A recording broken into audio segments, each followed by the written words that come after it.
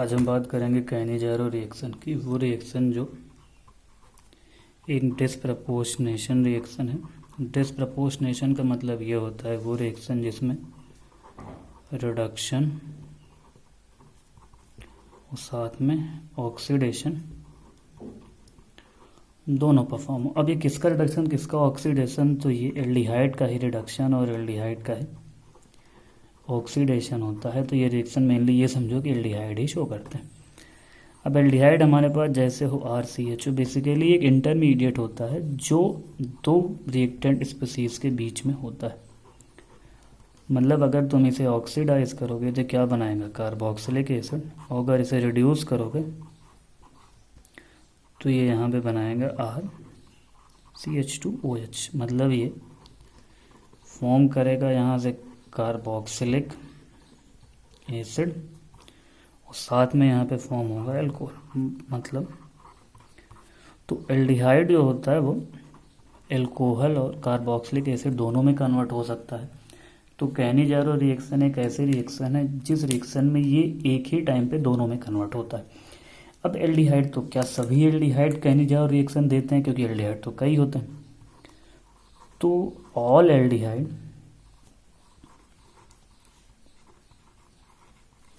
ये रिएक्शन नहीं शो करते हैं। सारे एल्डिहाइड रिएक्शन नहीं शो करते हैं, तो फिर कौन से एल्डिहाइड वो रिएक्शन शो करते हैं, इसकी कुछ कंडीशन होती हैं कि कौन से एल्डिहाइड वो रिएक्शन शो करेंगे। तो पहली कंडीशन होती है कि एल्डिहाइड विच है no alpha hydrogen. Alpha hydrogen क्या होता है कि next carbon of C double bond O जो दो पे जो हाइड्रोजन होता है उसे क्या कहा जाता है, अल्फा हाइड्रोजन। मतलब C डबल बॉन्ड O के बाद का जो अगला कार्बन होता है उसे अल्फा कार्बन, उसके हाइड्रोजन को कहा जाता है अल्फा हाइड्रोजन। जैसे हमारे पास ये कंपाउंड है एसीटोन जिसे हम कहते हैं। एसीटोन में अगर हम इस कार्बन को देखें तो ये इस C डबल बॉन्ड O के बाद का नेक्स्ट कार्बन है, तो ये अल्फा कार्बन हुआ। अल्फा कार्बन के बाद के हाइड्रोजन को क्या कहा जाता है, तो इसके बाद अल्फा हाइड्रोजन है तो ये कैनिजारो रिएक्शन शो नहीं करेगा। तो क्या ऐसे एल्डिहाइड होते हैं जिनके पास अल्फा हाइड्रोजन ही ना हो? हाँ, ऐसे एल्डिहाइड होते हैं। जैसे हमारे पास बेंजल्डिहाइड। बेंजल्डिहाइड का जो ये अल्फा कार्बन है इसके पास अगर ध्यान से देखोगे तो अल्फा हाइड्रोजन इसके पास नहीं है। बेंजल्डिहाइड के अलावा हमारे पास सिंपल हमारा सबसे छोटा एल्डिहाइड फॉर्मल्डिहाइड, इसके पास भी अल्फा हाइड्रोजन नहीं होता है। तो ये कुछ एल्डिहाइड हैं जो ये रिएक्शन शो करते हैं। मतलब वो कंडीशन जिसमें एल्डिहाइड के पास अल्फा हाइड्रोजन नहीं होगा तो ये रिएक्शन वहाँ पे शो की जाएगी। अब समझो कि दूसरी कंडीशन क्या होती है। दूसरी कंडीशन ये होती है कि हमें चाहिए होता है बेस।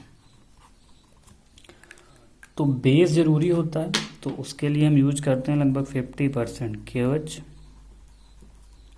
या फिर 50% NaOH या 60% KOH हम यूज़ करते हैं।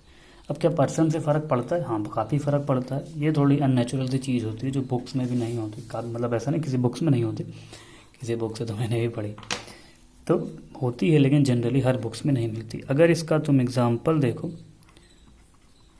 तो अगर हम फॉर्मल्डिहाइड की बात करें, इसकी हम रिएक्शन कराएं KOH और प्रेजेंस रखें 50% KOH की, तो हमारे पास जो कंपाउंड फॉर्म होके आता है वो,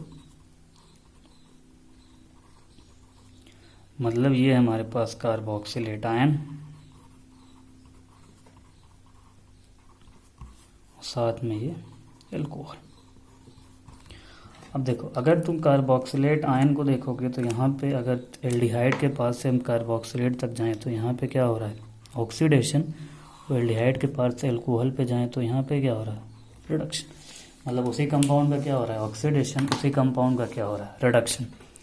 और यहाँ पे हम दो मॉलिक्यूल का यूज़ करेंगे। अब समझो अगर हम इसकी मैकेनिज़्म देखें, इसकी मैकेनिज़्म क्यों है, क्यों पढ़ी जाती है, क्योंकि काफ़ी इंपॉर्टेंट मैकेनिज़्म होती है। कई बार इसके मैकेनिज़्म से भी क्वेश्चन पूछे जा सकते हैं। अब सबसे इम्पोर्टेंट इसकी मैकेनिज़्म का ध्यान से समझना कि हमारे पास ये कंपाउंड होगा फॉर्मल्डिहाइड और हमारे पास बेस है तो H माइनस प्रेजेंस होगा। इस कार्बन पे पार्शियल पॉजिटिव होगा, इस ऑक्सीजन पे पार्शियल नेगेटिव होगा, तो ये ऑक्सीजन इस पर अटैक करेगा H माइनस, ये ऑक्सीजन का बॉन्ड ऊपर शिफ्ट करे। ऊपर क्यों शिफ्ट करे? क्योंकि पाई बॉन्ड है तो वीक होगा और कोई बॉन्ड ब्रेक होना नहीं चाहेगा। तो इसके बाद जब ये अगला प्रोसेस होगा तो ये हमें इंटरमीडिएट मिलेगा और हमारे पास साथ में दूसरा मॉलिक्यूल भी होगा। अब यहाँ पे सबसे खास बात यह है कि रिएक्शन होगी कौन सी, मतलब देखो इस ऑक्सीजन पे नेगेटिव चार्ज है तो वो इस नेगेटिव चार्ज को रिटर्न करना चाहेगा। रिटर्न क्यों करना चाहेगा? क्योंकि नेगेटिव चार्ज का होना कंपाउंड को अनस्टेबल बनाता है। नेगेटिव चार्ज किसी भी चार्ज का होना कंपाउंड को अनस्टेबल बनाता है। तो ये नेगेटिव चार्ज अपना क्या करेगा? वापस फेंकेगा। तो ऑक्सीजन अगर तुम OH माइनस वाला बॉन्ड ब्रेक करोगे ये निकल सकता है, ये बहुत आसानी से निकल जाएगा विथ रिस्पेक्ट टू हाइड्रोजन। तो ये अगर तुमने बॉन्ड ब्रेक किया तो रिएक्शन क्या हो जाएगी? रिवर्स। और रिएक्शन रिवर्स होना भी चाहती है क्योंकि ये अनस्टेबल होता है, ये स्टेप होना नहीं चाहेगा। तो मजबूरी में किसी बहुत कोशिश करने के बाद, बहुत टेम्परेचर देने के बाद एक स्टेप होता है, इसमें H माइनस निकल जाता है। अब कई बार ये पूछा जाता है H माइनस क्यों नहीं निकलता? क्योंकि H माइनस है एक स्ट्रॉन्ग बेस, वो स्ट्रॉन्ग बेस नहीं, वो भी बहुत स्ट्रॉन्ग बेस है। तो इसका निकलना ये एक लीविंग ग्रुप नहीं होता है, ये बहुत ही वीक लीविंग ग्रुप होगा। जब बहुत ही वीक लीविंग ग्रुप होगा तो निकलेगा नहीं, तो बहुत मुश्किल से ये स्टेप होता है। जब ये स्टेप होगा तो हमें इस कंपाउंड से, ये जो कंपाउंड होगा इससे हमें कार्बोक्सिलिक एसिड, वो इस हाइड्रोजन के इस पे अटैक करने के बाद ये वाला बॉन्ड ब्रेक कर जाएगा। जब ये वाला बॉन्ड ब्रेक करेगा तो हमें यहाँ पे ये स्ट्रक्चर मिलेगा। अब इसके बाद H प्लस का ट्रांसफ़र होगा, H प्लस ट्रांसफ़र होने के बाद कार्बोक्सिलिक एसिड का ट्रांसफ़र एल्कोक्साइड आयन को मिल जाएगा। वो बहुत स्ट्रॉन्ग बेस है तो एसिडिक H को अपनी तरफ खींच लेगा। तो हमें यहाँ पे क्या मिल गया? कार्बोक्सिलेट और साथ में क्या मिल गया? एल्कोहल। तो अगर तुम समझो इस रिएक्शन में क्या हुआ, इस रिएक्शन में हमें इसी कंपाउंड का क्या मिला? ऑक्सीडेशन। और इसी कंपाउंड का क्या हुआ? रिडक्शन। और सबसे खास बात ये याद रखना कि इसका ऑर्डर, अगर तुम्हें इस रिएक्शन का रेट लिखना, तुम्हें एक इंटरेस्टिंग बात बताते हैं यहाँ पे। अगर तुमने 50% KOH का यूज़ किया है तो इसका अगर तुम्हें रेट लॉ लिखने को कहा जाएगा तो इसका रेट लॉ होगा फॉर्मल्डिहाइड की विद रिस्पेक्ट डबल, OH की विद रिस्पेक्ट में 1। मतलब इसका जो ऑर्डर आएगा, इसका ऑर्डर अगर 50% KOH के साथ यूज करोगे तो कितना आएगा? 3। और लेकिन अगर तुमने कंसंट्रेशन को बढ़ा दिया, कंसंट्रेशन को बढ़ाकर 100% KOH कर दिया, तो जो इसका रेट लॉ लिखा जाएगा वो अनएक्सपेक्टेड तरीके से चेंज होगा। फॉर्मल्डिहाइड के विद रिस्पेक्ट टू नेगेटिव, तो तुम्हारा बेस होगा उसके रिस्पेक्ट में भी 2, मतलब ये फोर्थ ऑर्डर की रिएक्शन हो जाएगी। तो ये सबसे इम्पोर्टेंट होता है कि अगर 50% KOH के साथ रिएक्शन करोगे तो ये थर्ड ऑर्डर की है, और अगर 100% KOH के साथ रिएक्शन करोगे तो ये फोर्थ ऑर्डर की रिएक्शन हो जाती है।